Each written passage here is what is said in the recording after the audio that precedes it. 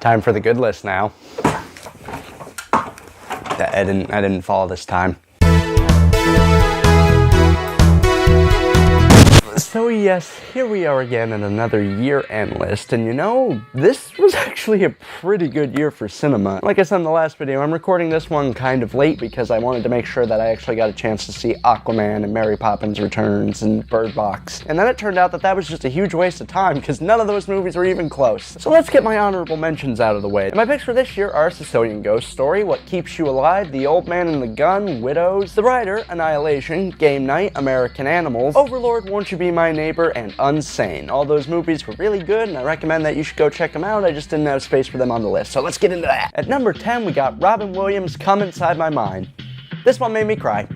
I honestly could just stop it there. Robin Williams is one of those iconic figures to me. Hearing about his death legitimately hit me harder than I think any other celebrity death. I still remember the day that I just logged onto Facebook and I saw the news, and I just couldn't believe it. And that's saying something, because I don't remember what I ate for lunch yesterday. So this documentary gave us a fascinating look into the life of someone who just really wanted to bring joy to others, and it really touched me in a lot of places. Really touched me in a lot of places.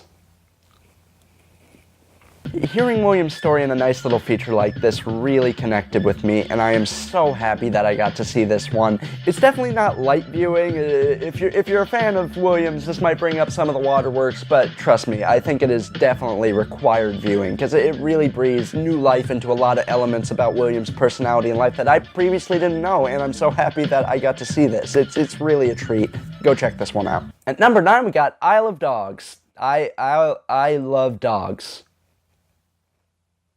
Is that why? I feel like my initial review of this was quite surface level, but upon revisiting this several times, I love it more and more each time. The voice cast is splendid and the animation is amazing. It's leagues beyond what Anderson has done in the past. The aesthetic presentation of the movie is just flawless in my eyes, but I think all that really made me overlook how much I enjoyed the story. If you're not a big fan of Wes Anderson, I don't think this will really do anything for you. I said that in my initial review and I still feel that now, but it brought a big smile to my face. I don't know if I would classify it in, Anderson's best films, but it is definitely at least a contender, so that's pretty good. Yeah, if you like his style, then go check it out, and if you don't, you didn't watch it.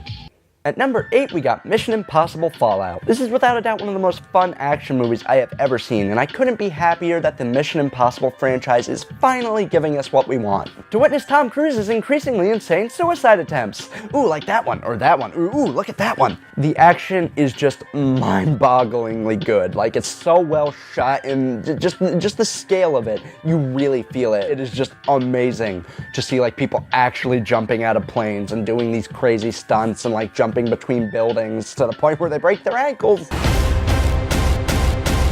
It still hurts to look at.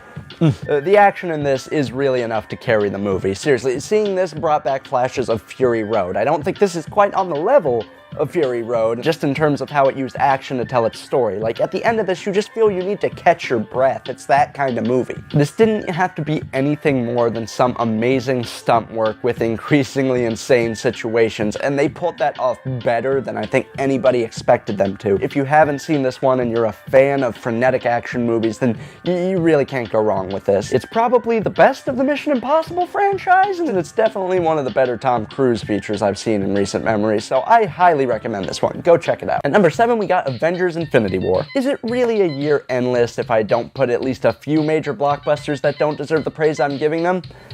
Well, I mean, probably, but it's my list, so Infinity War! Yeah, I know this is one of those cases where I'm letting my own personal feelings and interests drive a movie up to a numbered spot on the list, and it probably doesn't deserve the praise I'm giving it. What can I say? I've been along for all of this 10-year journey, and it fills me with an endless amount of glee to see it all come together and not be a total clusterfuck. The fact that we got a fantastic villain, some amazing superhero action, and a total downer ending that really shook things up from formula is just icing on the cake. If you're a fan and you haven't seen this one, then I say you should go do it right away. At number 6, we got Spider-Man Into the Spider-Verse. It's the best Spider-Man movie. No, really, I mean that wholeheartedly. Just when I thought we were finally at the top of the ladder, here comes this movie and just blows up everything I've known. We finally got a great Spider-Man movie that had character and heart, and most importantly, none of these things.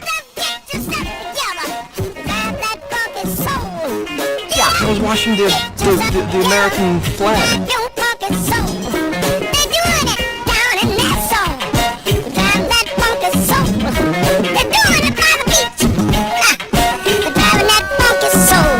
After Homecoming, I was like, okay, great, can't get any better than this, right? Wrong, you're an idiot past me for this and several other very important reasons. Like, I don't know how to pay my taxes, somebody help me. This movie is the Spider-Man movie. Other movies might have Spider-Man in them, or they might feature his name in the title, but this is the one that really speaks to who he is as a character and why he is connected with so many people. Stanley, I miss you, always said that the reason people connected with Spider-Man so much is that underneath the mask, anybody could be Spider-Man. Any kid, regardless of who they are, can picture that they were the ones under that mask swinging around the city and saving the day. And I've always loved that because it really helped me move away from the idea of having one definitive Spider-Man, and I think this movie is the best execution of that idea. I really can't think of too much I didn't like here. The voice cast is amazing, and so is the animation. It really shows that CG animation can still have a look and a style to it, so take note, Disney! Why all of your characters look the same? I nearly teared up several times, and I laughed harder than I have in any other movie all year at some parts, so I really cannot gas this one up enough.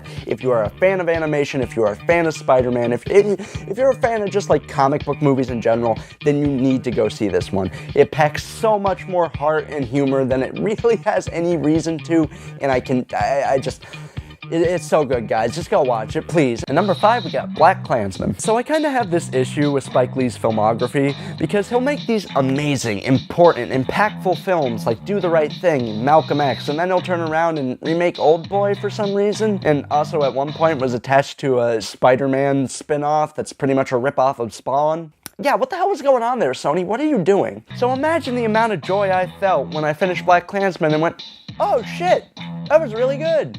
It was a lot. There was a lot of joy. I watched this film with my cousin, and at the end, we both just kind of turned to each other in a stunned silence. It was one of those endings. The only real issue I take with the film is a lot of the Hollywood elements that appear to be added in. Like, I don't want to give anything away, but in the movie, there's certain things where you go, I'm not sure if that happened, and then you look it up, and yeah, it turns out a lot of the last act did not actually occur in the real world. And I know this rubbed a lot of people the wrong way, specifically Sorry to Bother You's director Boots Riley, but I think a lot of it is offset by the very real footage that the movie decides to close out on. Because of that, I can't really call it an easy watch, but I do think it is definitely a more accessible version of this story than might have been handled in someone else's hands, so I'm very happy that Spike Lee brought his all to this one. As a matter of fact, I would say this is probably one of his best recent films, and you should definitely go check it out if you haven't already. And number 4, we got Searching. This is the good version of Unfriended.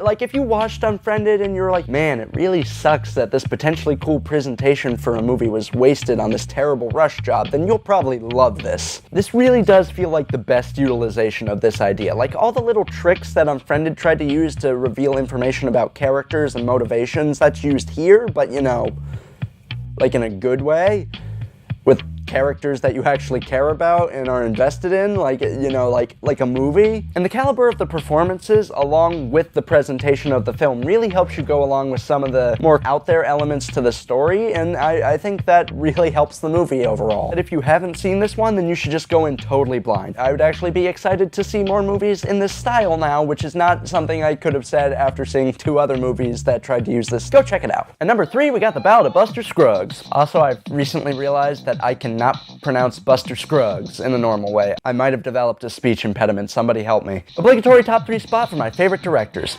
I haven't done a review of this one, so I will just keep it brief and say that I was absolutely engrossed throughout the entirety of this one. For the most part, each story was incredibly well paced and written with the kind of quality dialogue that you'd expect from the Coens. I've heard a lot of people talking about how the 5th segment feels kind of long, and yeah, I totally agree, but the ending to that segment is definitely one of my favorite things that the Coen brothers have ever done, so I really overlooked the build-up to get there. By the way, that story is based off a novella that's basically the 1901 equivalent of Why Don't Girls Like Nice Guys Like Me? Go read it. It's all online, and it's very bad. Anyway, at no point during this did I feel like things were taking too long to develop, and I never felt like my time was being wasted. This really made me overlook the typical cynicism I have for anthology films. When it's done well, it's done well. Now, if you haven't seen it, I mean, I don't blame you, because Netflix's business model is basically that one episode of The Simpsons where they go to the country club. That place is weird. A man in the bathroom kept handing me movies till I paid him to stop. Should have held out longer, boy. But I still think it is really worth checking out. The performances are top-notch, the cinematography is great, and it really creates that sort of storybook type feeling. If you're a fan of the Coens, if you're a fan of Westerns, if you're just a fan of good stories, then you should definitely check this one out. And number 2, we got Hereditary. Now, I absolutely love horror films, and I'm a little disappointed by the lack of quality entries into the genre this year. I mean, we had fun horror films like The New Halloween or A Quiet Place, but overall the plate was looking a little empty, right? Please, sir, may I have some more?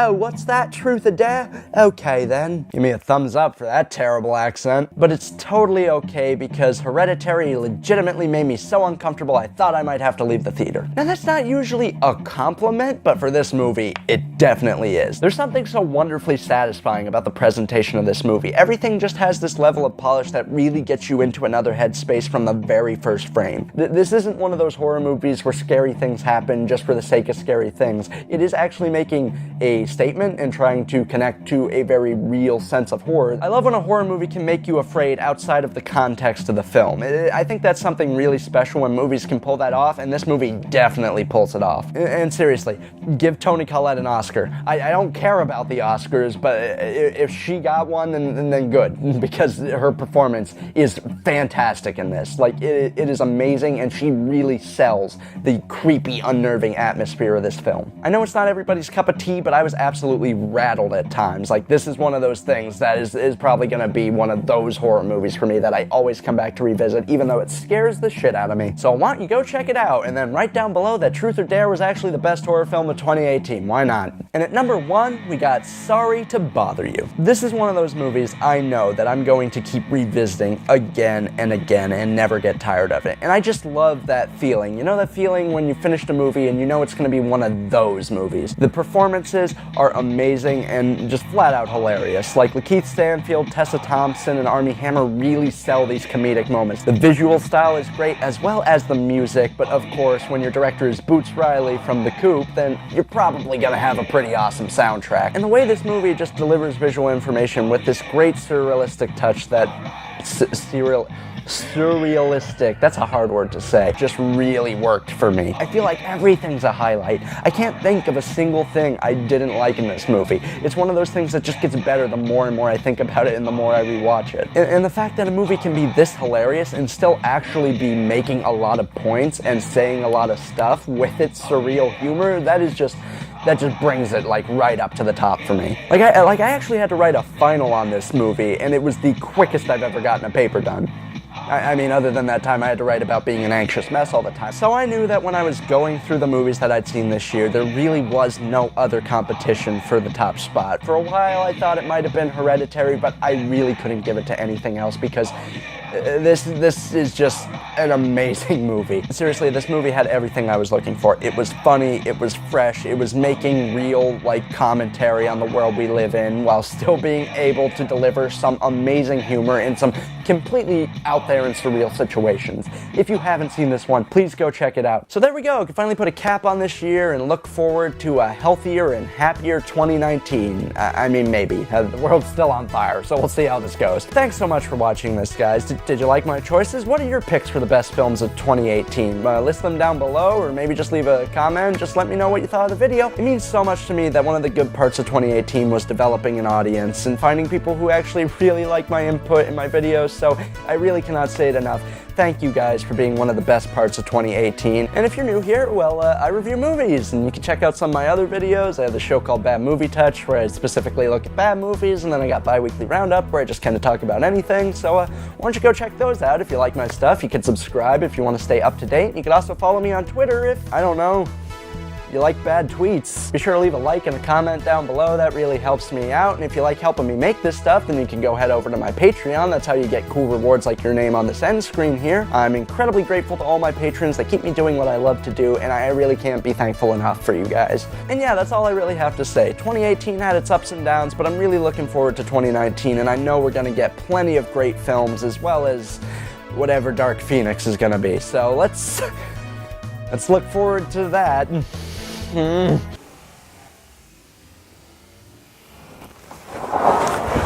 seriously, Bird Box was like a 6 out of 10. Why is everybody freaking out?